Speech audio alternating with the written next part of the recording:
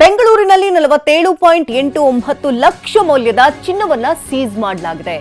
Customs ಅಧಿಕಾರಿಗಳು 47,89,000 ಮೌಲ್ಯದ ಚಿನ್ನವನ್ನ seize ಮಾಡಿದ್ದಾರೆ. ಕೆಂಪೇಗೌಡ ಏರ್ಪೋರ್ಟ್ನಲ್ಲಿ ಚಿನ್ನಾಭರಣ ಪತ್ತೆಯಾಗಿದೆ. ಸಿಂಗಾಪುರದಿಂದ ಬಂದಿದ್ದಂತಹ ಪ್ರಯಾಣಿಕನನ್ನ ಬಂಧನಕ್ಕೆ ಒಳಪಡಿಸಲಾಗಿದೆ. 47.89 ಲಕ್ಷ ಮೌಲ್ಯದ 777 ಗ್ರಾಂ ಚಿನ್ನಾಭರಣವನ್ನ ವಶಕ್ಕೆ ಪಡೆಯಲಾಗಿದೆ. ಇನ್ನು ಇದು ಯಾವ ರೂಪದಲ್ಲಿ ಇತ್ತು ಅಂತ ಗಮನಿಸೋದಾದ್ರೆ, ಟೋಪಿಯಲ್ಲಿ ಚಿನ್ನವನ್ನ ಪೇಸ್ಟ್ ರೂಪದಲ್ಲಿ ಆತ ಇಟ್ಟಿದ್ದ. ಸಿಂಗಾಪುರದಿಂದ ಅಕ್ರಮವಾಗಿ ಚಿನ್ನ ಸಾಗಿಸುವುದಕ್ಕೆ ಯತ್ನವನ್ನ ನಡೆಸಿದ್ದಾನೆ.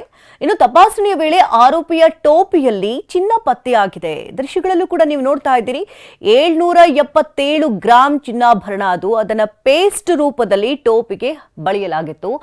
ಅದೇ ಟೋಪಿಯನ್ನ ಕಸ್ಟಮ್ಸ್ ಅಧಿಕಾರಿಗಳು ವಶಕ್ಕೆ ಪಡ್ಕೊಳ್ತಾರೆ. ವಶಕ್ಕೆ ಪಡ್ಕೊಂಡ ಬೆನ್ನಲ್ಲೇ 777 ಗ್ರಾಂ ಚಿನ್ನ ಅದರಲ್ಲಿ ಅಡಗಿರೋದು ಪತ್ತೆಯಾಗಿದೆ. ಈಗ ಆತನನ್ನ ವಶಕ್ಕೆ ಪಡೆಯಲಾಗಿದೆ.